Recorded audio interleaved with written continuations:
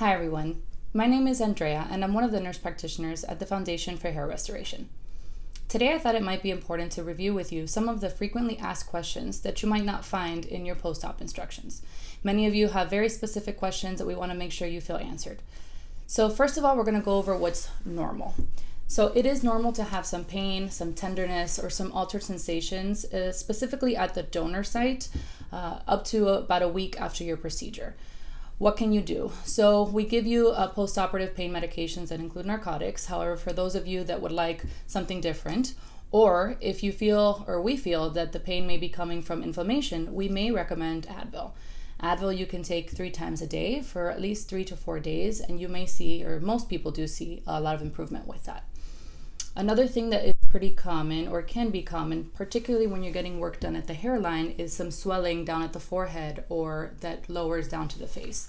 We do recommend, aside from sleeping with the head of the bed elevated, which we provide a neck pillow for, we do recommend facial massages. So one of the things that they may discuss with you at your hair wash is how to do it. If you're not coming in for a hair wash, you will massage the area this way and apply a good amount of pressure to that area, and just do it, a few times a day, as much as you can, and you will see that your body will start to absorb some of the fluid that is a result of the anesthesia, as well as just normal fluid buildup from swelling from the trauma of the procedure.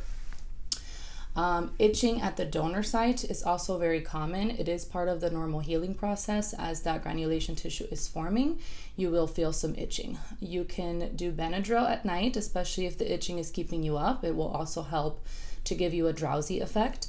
And during the day, we do recommend either Zyrtec or Allegra or an over-the-counter antihistamine if you have one at home, and that should help with the itching, which should resolve in about 3 to 4 days.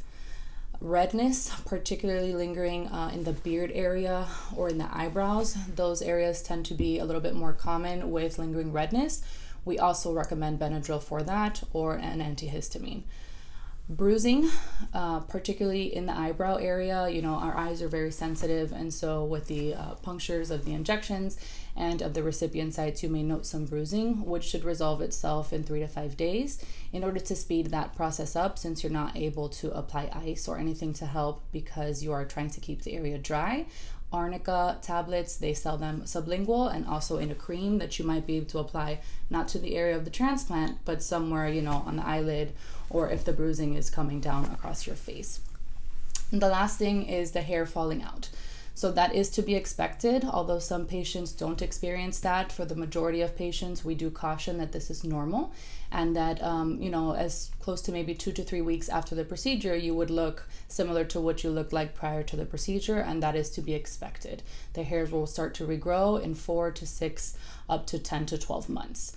And then as far as presentability, most patients are presentable a week, maybe even 5 days after the procedure. And if you've had a no-shave procedure, you're presentable almost immediately, since we're not doing any cutting or trimming of your existing hairs. Now I wanted to review things to avoid, or when you can resume some of the normal activities that you might expect on a day-to-day. Exercise, full exercise, can be resumed at 6 days. You can get a haircut at 1 week. And for women or men who color their hair, we like to recommend 2 weeks. You will also avoid any topicals to the scalp.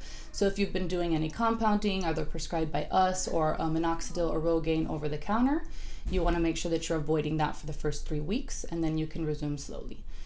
Direct sun exposure, which would be, laying out in the sun, going on a long vacation in a beach town, or for our men or women who play golf, you would want to wait for direct sun exposure about 2 to 3 weeks, or you would be wearing a cap in the sun.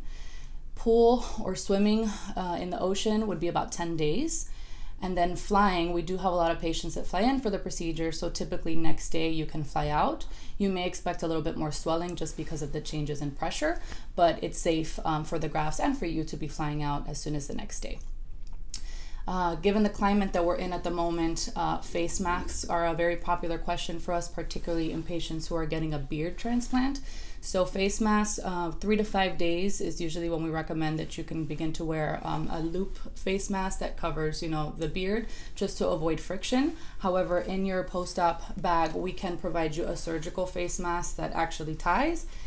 like this so that you can keep this area open so that you're compliant with the mask policies in your area, but also are not damaging the grafts for the beard.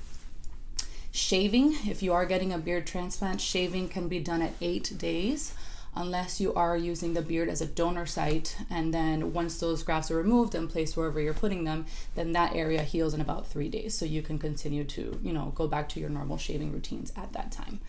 And lastly, washing, which will review at your checkout, but washing of the face, whether it be for the beard or for the eyebrows, you want to make sure that area is kept bone dry for at least 5 days. If you have any other questions, myself or my counterpart Lydia, as well as Marlene, our nurse, is here to answer any questions, as well as Cindy. So you can always call our offices or email us, and we'll get back to you as soon as possible. We hope that you enjoy your post-operative care and your results to come. Have a nice day.